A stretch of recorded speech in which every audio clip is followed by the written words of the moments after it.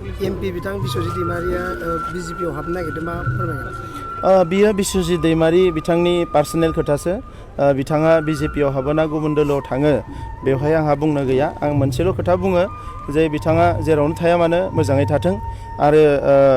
जि दोलोआवनो हाबा मानो बिथाङा हारिनि खोथाखौ बावलांनाङा हारिनि माखासे जेंना जेंसि हारिनि माखासे जौगानाय जौगायै बे बाथ्राफोरखौ लानानै जाहाथे खामानि मावलाङो आं बेखौनो खावलायो मानोना बर' हारिया दाबो गोबां जेंनानिफ्राय जों उदां जाजोबनो हायाखै जोंहा गोबां जेंना दङ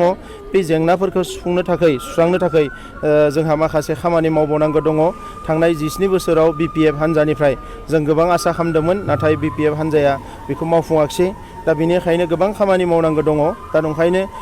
बिश्वजित दैमारिल' बिथांल' नङा गुबुन गुबुन दैदेनगिरिफोरखौबो आं खावलायो जाय जेरावनो थाया मानो हारि जौगानायनि खोथाखौ जाहाथे बावलाङा हारि रैखाथिनि खोथाखौ जाहाथे बावलाङा आं बेखौनो खावलायो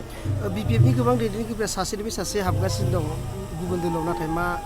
लाब जागोन ना लस जागोन ना फोरमायगोन इउपिपिएलनि सायाव इउपिपिएलआव बेहा लाब लसनि जेबो खोथा गैया इउपिपिएलआ इउपिपिएल हिसाबैनो दावगाबाय थादों आरो दा बिपिएफनि मानसिफ्रा बिजेपियाव थांदों दा बिथांमोना मानो बिजेपियाव थांदों आं बेखौबो मिथिया बिथांमोना इउपिपिएलआवबो फैनो हागौमोन खिन्थु बिथांमोना बिजेपियाव थांदों हयथ' बिथांमोननि साननाया एसे गुबुन रोखोमनि जानो हानाय बा माबा मोनसे नुहुरदो बिथांमोना दा जियानो जा बिपिएफआ जे थानाय नंला बे रोखा जाबाय थांनाय 19 बोसोराव हाग्रामा महिलारि बिथाङा जि दादागिरि खालामबाय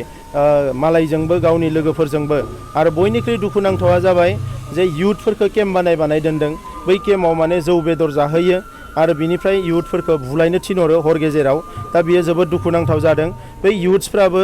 फिउचार दङ बे इयुथ्सफोराबो बिमा बिफा दङ बे इयुथ्सफोराबो इयुन जिन्दगि मोनसे जिउ दङ दा बेखौ लानानै बिथाङा गेलेदों बेखौ खालामनो मोना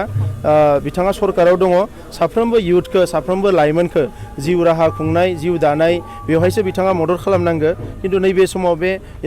जोंनि लाइमोनफोरखौ जे बेबायदि केम्प लुयै दोननानै बुलायनो नांलायनो खमलायनो बिथाङा थुनज्लायदों बेयो जोबोद दुखुनांथाव आरो थांनाय 19 बोसोराव बेनो जाबोबाय आं नैबे समाव इयुथ बिपिएफआव थानाय साफ्रोमबो जोंनि लाइमोन सेंग्राफोरखौ खावलायो बर' हारिनि मानसिफोरजों बुलायनो जाहाथे रावबो दावगाबोआ बे बुलायनाय कालसारखौ फोजोबनांगौ मोनसे गोजोन खौसेथिनि हारि दानांगौ नङाबा इयुनाव बिथांमोनखौबो रावबो माफ खालामनाय नङा आरो बे हर गेजेराव ओंखार खुगा खाथे माने गामिनि मानसिफोरखौ सिगिनाय बे कालसारखौ बन्द' खालामनांगौ बुहुमाव बर' हारियाबो मोनसे मुंदांखा हारि जानांगौ अब्ला जोंनि इयुथफ्रा लेखा फरायनांगौ स्पर्ट्स कालसार खालामनांगौ गुबुन खामानि मावनांगौ नाथाय दाबो जुदि खुगा खाथे बेबायदि जौ लोङै बेदर जायै मानसिफोरखौ सिगिबाय थायोब्ला अब्ला हारिया मालाबाबो जौगानो हानाय नङा आरो बिनि थाखाय दायनिगिरिया हाग्रामा महिलारिथ' जाखागोननो बै लाइमोनफ्राबो जागोन दिनैनि बे सुबुं गौमानि गेजेरजों मा फोरमायगोन